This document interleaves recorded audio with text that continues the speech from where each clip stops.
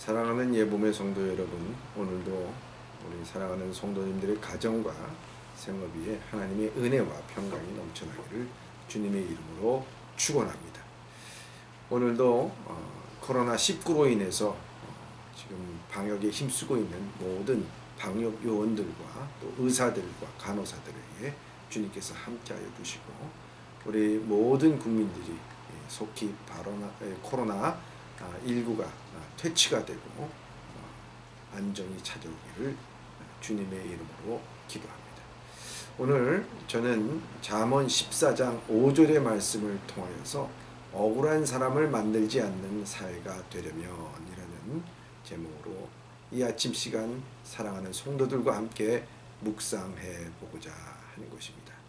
오늘 본문의 말씀 잠언 14장 15절의 말씀을 보면 신실한 증인은 거짓을 말을 아니하여도 거짓 증인은 거짓말을 내뱉느니라 말씀하고 있습니다. 우리가 살면서 참 억울한 일을 당할 때가 있습니다. 억울한 일이라는 것은 진실이 거짓으로 뒤집어 쓰이고 정의가 불의로 묻히게 되고 자신의 공력이 누군가에 의하여 가로챈을 당했을 때 참 억울한 것입니다.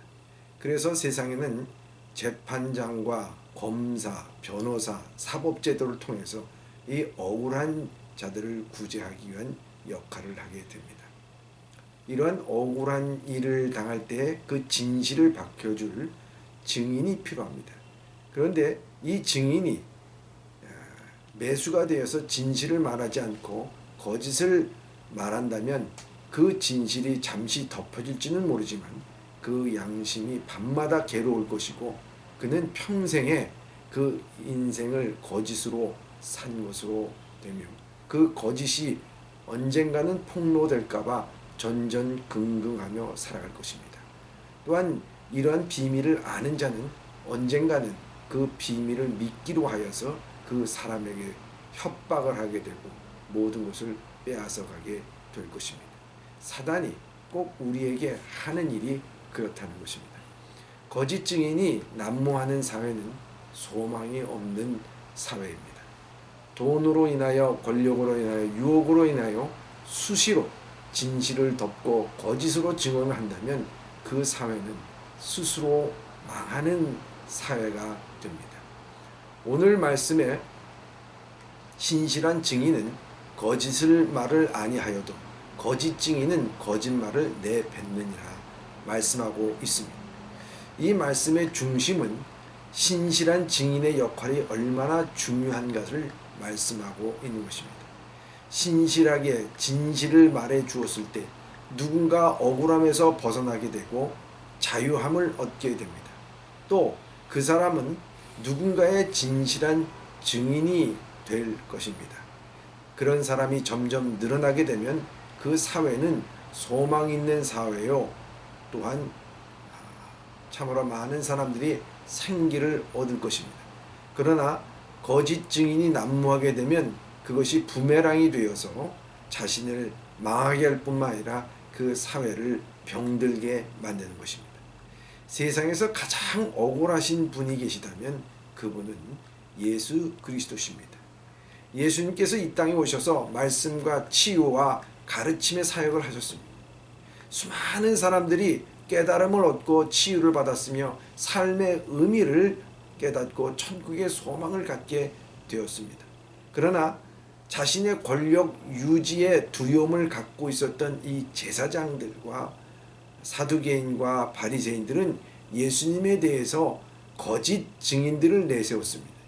그들은 예수님을 신성모독을 하였다고 하고 황제에 대해서 반란과 선동을 주도했다고 하는 거짓 증인들을 내세워서 그를 십자가에 못 박으라고 했습니다. 예수님은 이미도 이런 것들을 아셨습니다. 그러기에 제자들을 파송하면서 제자들에게 하신 말씀은 너희는 세상에 나가서 비둘기같이 순결하고 뱀같이 지혜로우라고 말씀하셨던 것입니다. 결국 그들의 거짓 증언에 의해서 예수님은 십자가에서 우리를 위하여 죽으셨습니다. 그러나 유대 지도자들은 그 거짓 증언으로 말미암아 오히려 신뢰를 잃고 로마에 의해서 철저하게 무너지게 되었습니다. 결국 그들이 망한 것은 그들의 거짓된 증언이요, 아니 그들의 거짓된 삶으로 그렇게 망하게 된 것입니다. 그러나 성령을 받은 교회는 예수는 그리스도시다라는 복음에 대해서 증거하기 시작했습니다. 그 참된 증언을 통하여서 복음이 전파되고 결국 이 유대를 무너뜨렸던 이 로마가 복음에 의해서 정복되는 것을 볼 수가 있습니다.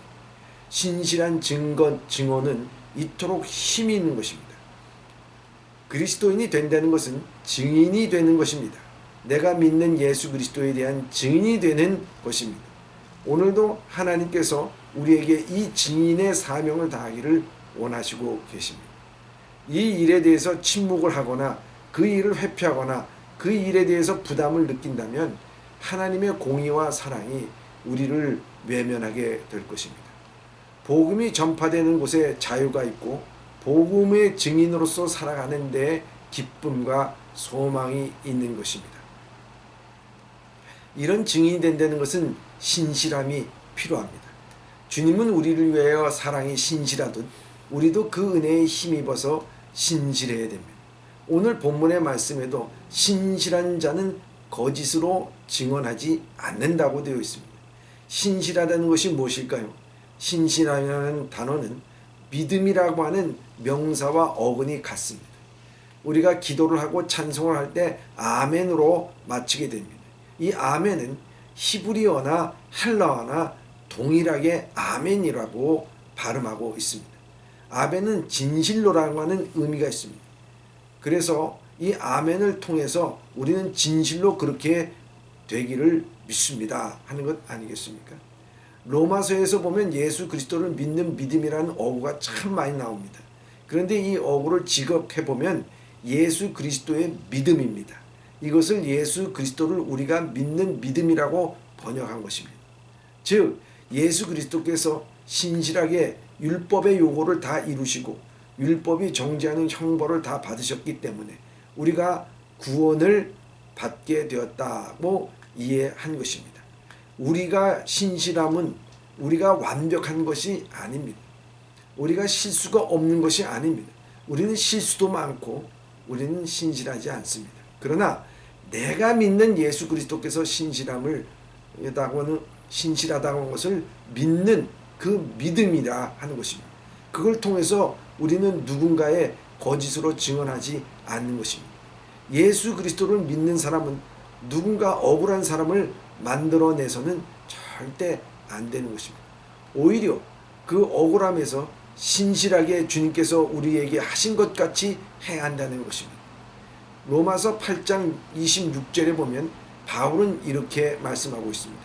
이와 같이 성령도 우리의 연약함을 도우시나니 우리가 마땅히 기도할 바를 알지 못하나 오직 성령이 말할 수 없는 탄식으로 우리를 위하여 친히 간구하시느니라 말씀합니다. 다시 말하자면 신실하신 성령님은 오늘도 우리를 위하여 변호하고 계시고 증언하여 주신다고 하는 것입니다. 폭설과 추운 겨울이 지나 봄이 되면 어김없이 새싹은 두꺼운 대지를 뚫고 올라올 것입니다. 심지어 딱딱하고 단단한 시멘트나 아스팔트를 뚫고서도 얼굴을 내밉니다. 짓눌리고 짓눌려도 소리 없이 또 올라옵니다. 결과는 보이지 않아도 결과가 어떠하든지 봄은 알리는 것입니다. 이것을 볼 때 창조주께서 살아계시고 우리를 다스림이 신실하다는 것을 증거하고 있는 것입니다. 매일 새벽 기도를 하고 하나님을 바라보아도 앞이 보이지 않을지 모릅니다. 아무리 수고하고 헌신해도 달라지지 않는 것 같이 보일지 모릅니다.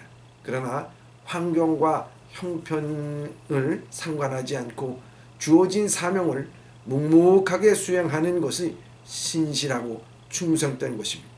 이 신실한 자체가 살아계신 하나님을 증언하는 것입니다. 예수 그리스도께서 약속하셨습니다. 착하고 충성된 종아, 바로 신실한 종아, 내가 적은 일에 신실하였으므로 내가 많은 것을 내게 맡기리니 내 주인의 즐거움에 참여할지어다. 사랑하는 예봄의 성도 여러분, 신실함이 누군가의 억울함을 풀어주기를 바랍니다. 9번째 십계명에도 내 이웃의 거짓 증거를 하지 말라고 말씀하고 있으며 억울한 사람을 만들어내는 세상이 되어서는 안 되는 것입니다.